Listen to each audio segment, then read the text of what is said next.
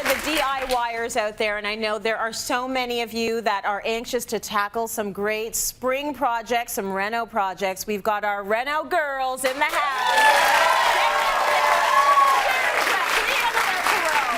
Only people with 3 names are allowed on the show. 3 name minimum.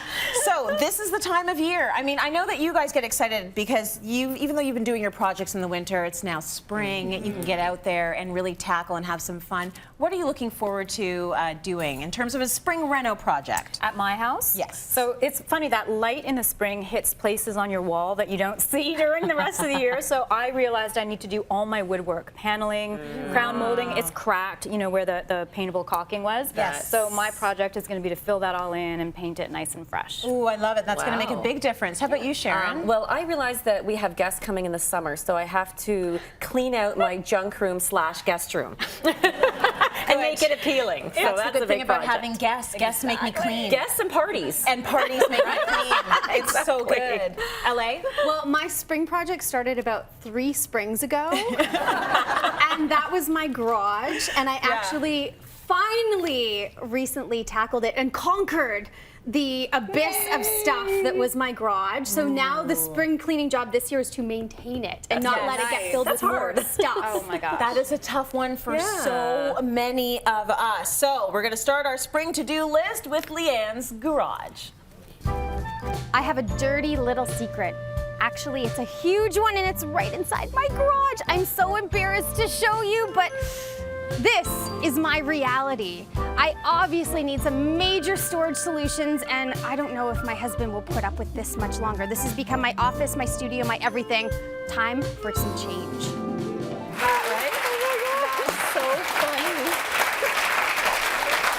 I love that you showed that on national television. Because if you can hear the audience reaction, that's the truth, though. That is the realness. We talk about Cityline Real. That was Cityline Real. Everything in your world was living in your garage. Well, you know what would end up happening? I would do a show and have props from the show or projects, and that's where they apparently went to die. Right. And it became a case where a lot of people have like the junk drawer, the junk closet, or maybe the junk room, but it's usually in the house. Yeah. Anytime it was garbage day, we couldn't hide it from the neighbors. So we were doing like covert 2 a.m. missions to take out the garbage so no one would see my dirty little secret in the garage. It was horrible. That is so great. I fully knew how horrible it was. Right. Well, I love the fact that we can see the transition. I mean, you're a different Leigh-Ann, different hair. So it's like, yes, years have gone by. Years have gone by. But you finally have done it. So she made it over. Do you want to see the makeover? Do you want to see it? Yeah. Okay. Let's have a look at Leigh-Ann's garage makeover. It's not often that people can say their garage is the nicest room in their house, but after our DIY makeover, my garage is not only the favorite place, but it is truly the nicest place.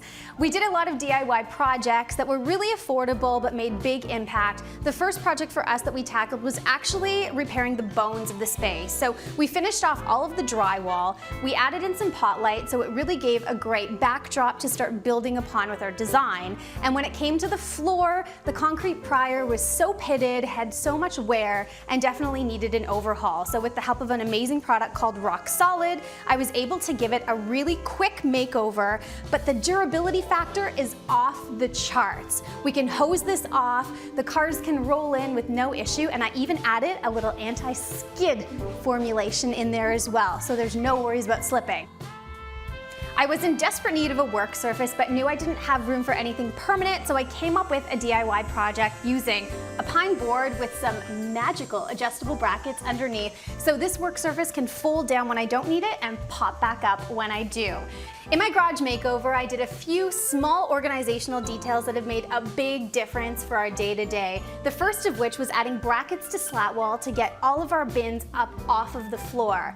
Another small detail that we did was to actually finish off the underside of our loft and add in these really simple but really effective pot lights that now work as great task lighting in an otherwise dark zone. On the outside of the loft, I got a little bit crafty and used some of the vinyl baseboard that we had left over to trim it off, to give it a bit more of a substantial look. And it really comes down to placement of a lot of the items. We were lucky that we already had water coming into the garage for the hose, but being able to have the hose close by makes it really functional. And then where we had an electrical outlet on the wall, well, why not have your electrical cords at close hand?